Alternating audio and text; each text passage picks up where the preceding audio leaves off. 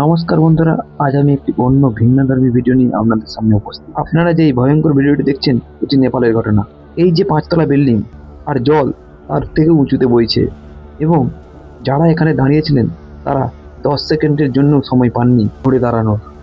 এই ছবিটা নেপাল তিব্বত বর্ডারে তিব্বতের ইমিগ্রেশন সেন্টারের, যেখানে 1 সেকেন্ড আগে সব কিছু ঠিকঠাক ছিল আর পরের সেকেন্ডেই সব কিছু শেষ এবং ধ্বংস হয়ে যায়। এই যে ধ্বংসলীলা আজ নেপালকে সইতে হচ্ছে, তা আজ পুরো দুনিয়া দেখছে।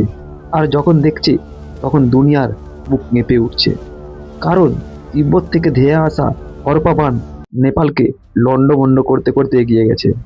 ভারতও এই নিয়ে অত্যন্ত ব্যথিত, কারণ নেপালের পাশাপাশি আমাদেরও 105 জন মানুষ নিখোঁজ রয়েছেন। আর তারা সেই সব পুণ্যার্থী যারা ভোলানাথের দর্শনের জন্য কৈলাস গিয়েছিলেন। এখন তাদের ঘরের লোকের সঙ্গে ফোনে আর কথা হচ্ছে না। এছাড়াও ওখানকার থানা সহ 30 জনেরও বেশি জওয়ান নদীগর্ভে ভেসে গেছে। যারা প্রাণ বাঁচানোর দায়িত্বে ছিলেন আজ তারাই নিখোঁজ হয়ে গেছে।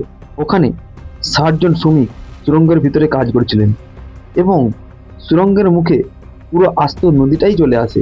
বাঁধ ভেঙে গেছে। হেলিকপ্টার উদ্ধারের জন্য পৌঁছেছিল, কিন্তু খালি হাতে ফিরতে হয়েছে, কারণ হেলিকপ্টার ল্যান্ড করার মতো কোনো মাটিই সেখানে ছিল না। আর এই জল কিন্তু এখনো থামেনি। এটি গণ্ডক নদী হয়ে বিহারের দিকে ধেয়ে আসছে। তাই বিহারে 8টি জেলাকে অ্যালার্ট বা সতর্ক করা হয়েছে। কিন্তু আপনাদের যদি মনে হয় এই ছবিগুলো ছিল বেশি ভয়ের, কিন্তু তা নয়, তাহলে আপনারা ভুল ভাবছেন। কারণ সবচেয়ে বেশি ভয়ের হলো এই চরম গাফলতি। ঠিক 13 মাস আগে এই নদীতে হুবহু এই ধ্বংসলীলা নেমে এসেছিল। তদন্ত হয়েছিল, রিপোর্ট তৈরি করা হয়েছিল, আর সেই রিপোর্টে স্পষ্ট লেখা ছিল এই ঘটনা আবারও ঘটবে। কিন্তু নেপাল সরকার সেটাকে কোনো গ্রাহ্যই করেনি। তাই নেপালে যেটা আজ ঘটছে তা আগে থেকেই ঘোষিত ছিল, শুধুমাত্র তারিখটা আসা বাকি ছিল। আজ নেপালের জন্য গোটা দুনিয়া প্রার্থনা করছে, কিন্তু প্রার্থনার পাশাপাশি আজ আমাদের এটাও বুঝতে হবে যে এই জলটা আসলো কোথা থেকে। 26শে আগস্ট বুধবার সকাল আনুমানিক 8:30 তিব্বতের দিক থেকে লাদে নদীতে কিছু একটা ঘটে। একটি বিকট গড়গড়ানির শব্দ প্রত্যক্ষদর্শীরা জানান। এমন আওয়াজ হয়েছিল যেন কোনো আগ্নেয়গিরি ভেঙে পড়েছে বা ফেটে পড়েছে। আর এই নদী নিচে নেমে এসে নাম ধারণ করে ভোটকোশি।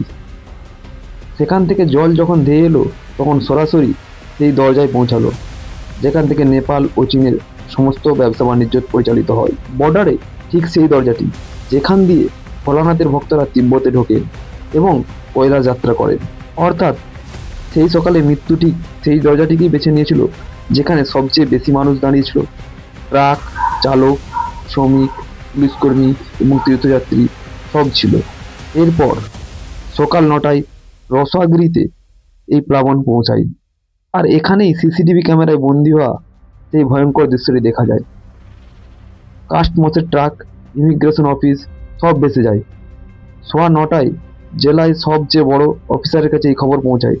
ততক্ষণে প্লাবনের জল তিমুরে বাজারকে গিলে ফেলেছে। আর একটা আশ্চর্য বিষয় কি জানেন তো, সেদিন রসোয়াতে কিন্তু কোনো বৃষ্টি হচ্ছিল না।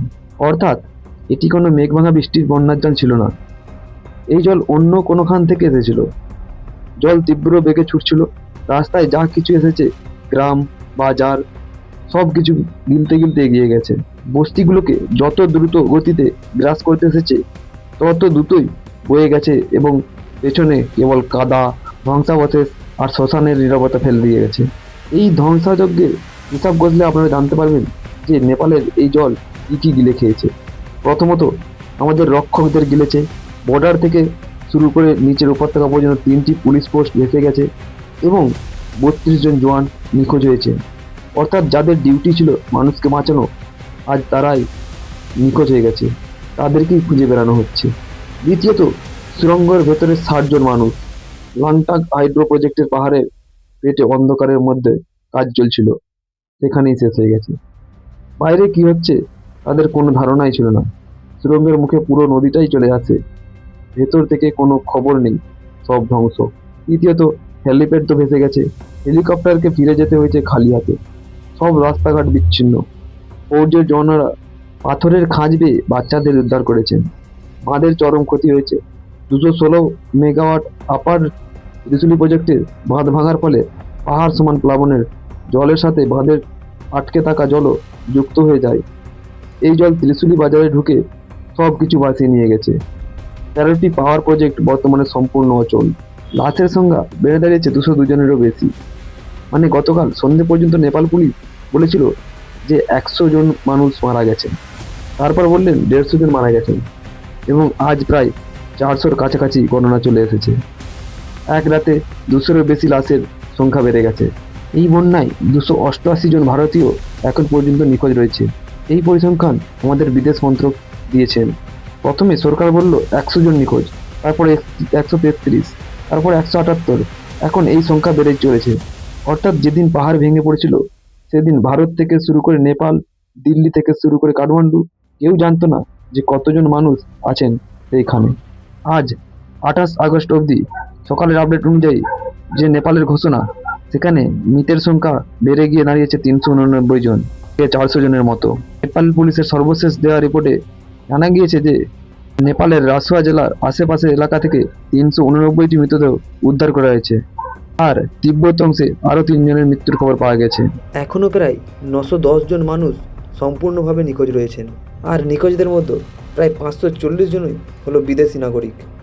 এর মধ্যে 178 জন ভারতীয় নাগরিক ও তীর্থযাত্রী রয়েছেন, যাদের এখনও পর্যন্ত কোনো সন্ধান মেলেনি। আর এই হরপাবানটি গণ্ডক নদী হয়ে বিহারের দিকে এগিয়ে আসছে, তাই বিহারের 8টি জেলায় সতর্কবার্তা জারি করা হয়েছে। নেপালের এই হরপাবানটিকে প্রথমে ভূমিকম্পের কারণ হিসাবে ধরলেও কিন্তু পরে এটিকে নেপালের হিমাবহ ধসের কারণে হয়েছে বলে জানা গিয়েছে। তাই সমস্ত দেশবাসী এখন নেপালের মানুষজনদের জন্য, সমস্ত মানুষজনদের জন্য প্রার্থনা করছে। তাই আপনারাও প্রার্থনা করুন।